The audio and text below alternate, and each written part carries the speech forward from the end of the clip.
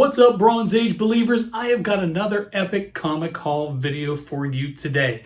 Just got back from Brick City Con and the Ocala area not too long ago. Convention, local comic shops, a lot of things going on, and I got a box. I have a box. Now I know among comic collectors there can sometimes be envy, but envy is not my sin. I've got some stuff here. I've got this box. What's in the box? What's in the box? Language. Let's see what's in the box.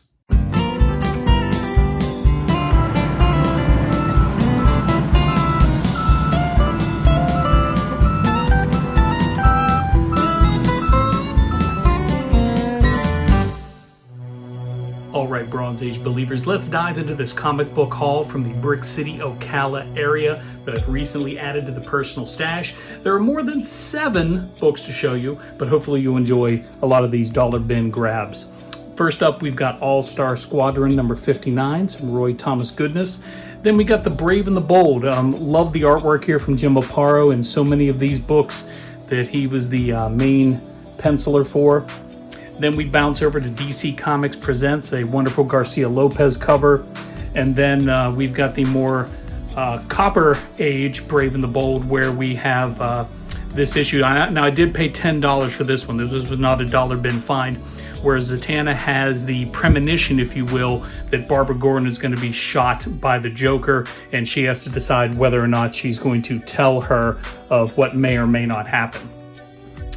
We also have some Dick Giordano covers in here for this. His artwork on this particular run of this title is amazing. A lot of great covers.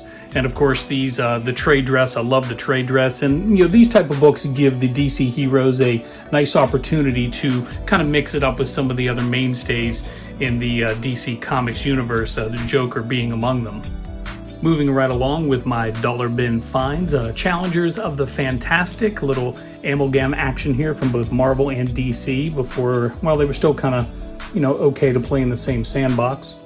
Then I found some damaged Marvel feature books featuring the Defenders here. Now you can see there's some considerable water damage and issues with these books, but they were in a dollar bin, and I thought, you know what, I'm going to pick these up, and I did give them a little bit of a clean and a press. Didn't do a whole lot for the books because they were in such ragtag condition, but I decided to pick them up anyway. Just one of those things. I mean, sometimes coverless books, go for, decent value, and it's something that people want. So I thought, some of these early books I may not be able to afford them otherwise, so I went ahead and picked them up. Jumping back into the deeper numbers of the run here, we got issue number 56, issue number 76, 95, little Dracula action. Issue number 99, which I do have issue 100, which is amazing. And then last in this little Marvel section here is issue number 1 of Firestorm. I now have the complete 4-issue limited series. Next up, we have the Fury of Firestorm, the Nuclear Man. I've just about wrapped up this run after picking up a few books here at the con. That was issue 35. Then we jump over to issue 60. John Ostrander has joined the title at this point. Issue number 74, 76, and number 80. So one of my favorite guys from my youth, and a nice little Pittsburgh, PA connection with Firestorm, the Nuclear Man. A random Bronze Age Ghost Rider, issue number 52. I'm not collecting this particular title per se, but if I find a cover that I like out there in the wild, I'm always quick to pick that up. I have just about wrapped up volume 3 of Kazar here with issue number 7 and issue number 27. These later numbers have some really awesome wraparound covers. I've already got this one cleaned and bagged, so unfortunately I can't show it to you, but those later books, this particular run goes through issue 34 before it wraps. Okay, moving on to some awesome Alex Ross covers. Now these were in a $2 bin, so I grabbed as many of these that they had, including this one here with Mr. Fantastic Reed Richards. He's trending online for some reason. I don't really know why that is, but then of course the Invisible Woman, Sue, Human Torch, Nightcrawler, Black Bolt. Why is he being mentioned online? That's very interesting. And then Medusa as well. So a lot of great these timeless covers by Alex Ross. Got these each for a couple of bucks a piece, so happy to have those in the PC. Some Marvel feature action here with Red Sonja. Grab this book anyway. Again, can't show you, but on the back there's some pretty extensive water damage. But I did not have this. I really thought I did. So I'll be looking for a better copy of this one down the road. But went ahead and picked it up, for $1 just so I'd have it. And then a little reprint action here with Marvel Super Action and issue 18. And there's our classic Vision, although kind of retold with a little different artistic flair for issue number 18 of this series. Sticking with Mighty Marvel, still in the dollar bin section, some Marvel 2-in-1s here coming at you, and I have started actively collecting this run. I've kind of fallen in love with a lot of the covers here. We get some Ron Wilson and a lot of great other pencilers that come to this particular title. Here's issue number 46, issue number 48, issue 55, little Giant Man action, 59. Just a great little run that I stumbled upon. 62, little tear damage here in the corner, but still happy to have it. This actually a George Perez cover, not interiors, but just a George Perez cover. And of course, just such an incredible man and incredible talent, someone who we lost recently in the comic book community, back to back with Neil Adams. I almost don't have the words. Issue number 68, issue 74, issue 88. I didn't realize She-Hulk had a car, but what have you. And issue number 95, little living mummy action there. Another series that I'm very close to wrapping up here is Hands of Shangchi, Master of Kung Fu. I'm a big fan of the Mike Zeck run, which is here in the later 60s and 70s, but still some great books. Here's issue number 85. That was issue 68 I just took down. Issue 87. For whatever reason, this was $4. I really don't know why, but I needed it, so picked it up. Issue number 114. Issue number 119. And issue number 121. Now, I think I'm only about 15 books away from wrapping up this particular run with Master of Kung Fu. This next run of books, I'm going to blame my friend Chris at North Garden Comics for drawing me into this particular title. And if you don't subscribe or follow North Garden Comics either on Instagram or on YouTube, please give Chris a sub. He has fantastic videos. He also has fantastic finds up there in the Minnesota Twin Cities area that he finds for his personal collection. So please head over to that channel and check out what he has to offer. But Chris, this one's for you, buddy. You got me into the Micronauts. I collected these figures as a kid, and I picked up some of these books here and there, but again, lost at the ravages of time. Issue number 1 was one of my other two $10 books that I picked up during this trip, but everything else after issue number 1 is a dollar bin find. So there's issue number 1 of the Marvel series. Then we go issue number 3. I've got plenty others of these. Bob Layton makes some appearances in doing these stuff. Bob Layton, of course, has a history with robots and Iron Man. There's issue number 6. Wonderful Man-Thing tie-in there in issue number 7. Issue number 11. Issue number 12. These are just glorious. Issue number 20, and I've got a lot in between that I've picked up in other shows. Issue 21. Issue 22, issue 23, issue 24, and issue 25. Moving right along with more Micronauts for my PC, issue number 26. Micronauts were a Mego property, issue number 27. And Marvel bought the license to make comic books. Bill Mantlo, who has his imprint all over Rom the Space Knight, wrote the bulk of these issues. There's number 29. Issue number 30, love that cover. Issue number 31, Pat Broderick from Firestorm fame gets involved in this at a few points. Issue number 32, issue number 36.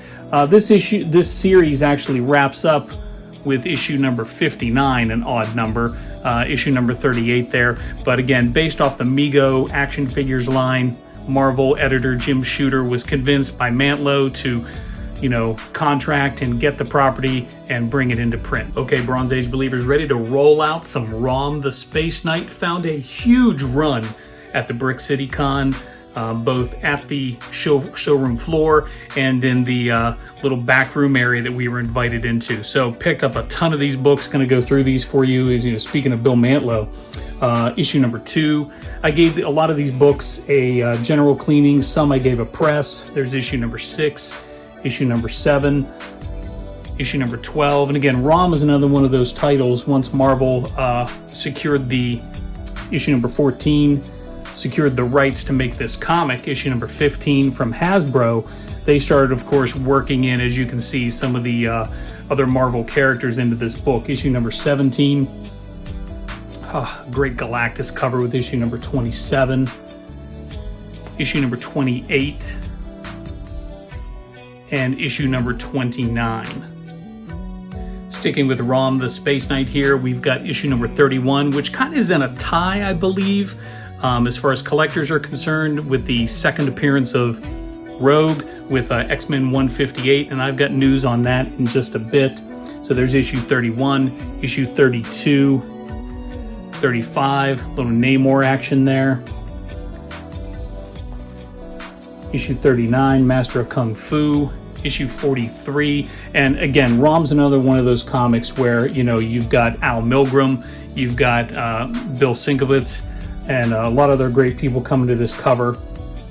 Artwork 48, 51 over this run. This book series goes 75 books. There's the Sienkiewicz cover that I was talking about. He's got a few that pop up in this run. Issue number 54 and issue number 55. Sticking with the Space Knight Rom, issue number 59, issue number 60. This was a grand find. All these books, 61 at $1 a piece, 63,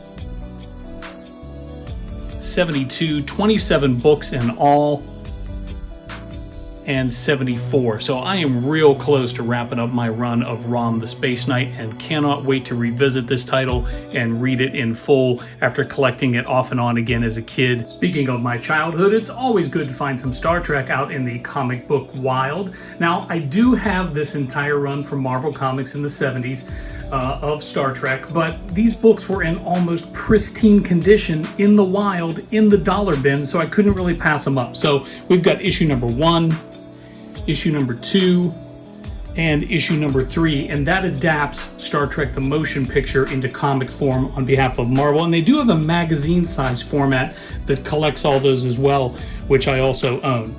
Then we're jumping over to issue number 4, issue number 8, issue number 9, and a lot of these are individual tales. They don't really carry over too much like the episodic nature of the original series, and it suffers with some of the usual tropes Star Trek brings to the table, but for the most part these are very good, very well done, much in the tradition of the series and its creators. So it's good to have extra copies of these, and up through issue number 14 of an 18-issue run from Marvel in the 70s and early 80s with Star Trek. Okay, wrapping up this epic haul from Brick City and Ocala, Spectacular Spider-Man number 112. Hey, why not? I don't really actively collect any Spidey books, but this cover, classic. I see it on the walls in shops all over the place, so when I see all that for $1, I'm like, hey, I'm gonna have a nice day. The Keebler Company, Teen Titans here. Again, this was kind of a big movement in the 80s, the Just Say No to Drugs campaign from the Reagan administration, so a lot of people jumped on board through comics and other promotions. Here's a book where I just liked the cover. I don't know, it just kind of struck me as interesting, had a little bit of Return of the King, Lord of the Rings kind of flair there, so again, dollar book, dollar bin fine. And last and certainly not least, believe it or not, in the dollar bin, issue number 158 of Uncanny X-Men. Often regarded as second appearance of Rogue. Maybe it's ROM issue number 31, not entirely sure. If you check out my Instagram account, you'll see my efforts to restore this one with the Dave Cockrum cover. There's a little bit of water damage here. I've got a decent amount of water damage on the back, but the front of this book had waves and ripples in it like you wouldn't believe. Gave it a humidity bath and an overnight press, and I think it comes out way more presentable. So I'm happy to have this in my collection. Certainly not mint, but the front cover looks astounding. Thanks for hanging out today to see what was inside the box. I've got one more video coming your way before I take a summer break. We'll be hitting up MegaCon Orlando 2022 with the entire Comic Crawl crew. Looking forward to seeing all of my friends. Looking forward to living inside those long boxes, diving into those dollar bins, and hopefully finding some good stuff that, well, we may have missed otherwise. If you would please like, subscribe, comment down below. Would love to hear what you're collecting, what you're finding out there in the wild, and we'll wrap things up with a great video from MegaCon this time next week. So until that time, keep Bronze Age believing, comic fans.